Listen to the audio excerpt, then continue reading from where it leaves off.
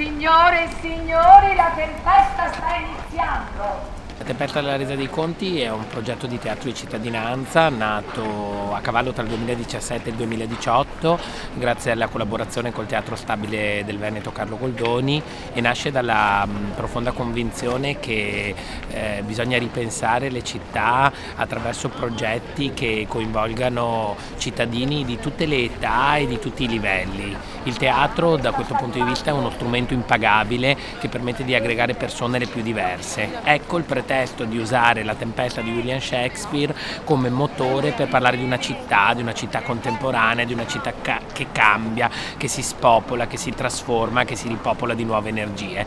The ship is leaving, the tempest is starting. Per un anno abbiamo lavorato con un ciclo di performance urbane che hanno abitato gli spazi della città, i campi, il mercato di Rialto, la stazione ferroviaria ed oggi ci troviamo qui ospiti del padiglione Inghilterra della Biennale Architettura 2018, ospiti dello staff che ha ideato questo padiglione a portare il nostro lavoro di cittadinanza.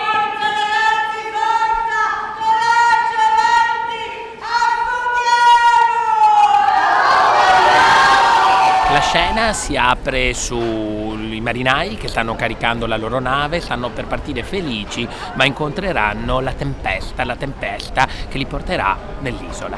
Nell'isola abita Miranda, figlia di Prospero, che è lì in esilio, e Miranda incontra Ferdinando. Voi mi amate? Ah, sì, o cielo, o terra.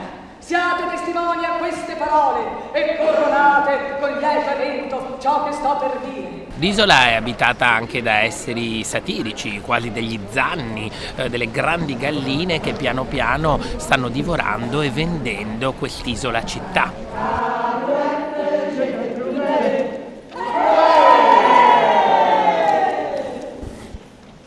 Alouette Alouette diventa il pretesto per dar voce al monologo di Calibano, il figlio di Sicorace, il mostro.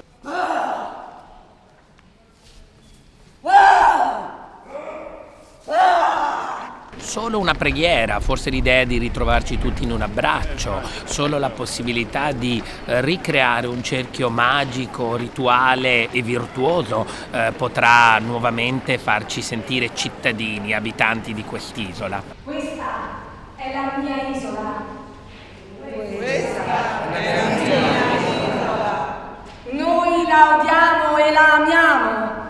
Ed ecco Prospero, magnetico, potente, pieno di poteri magici, che dà il suo addio all'isola e lascia l'isola con la canzone Peregrinazioni lagunari. E mi me ne son dao.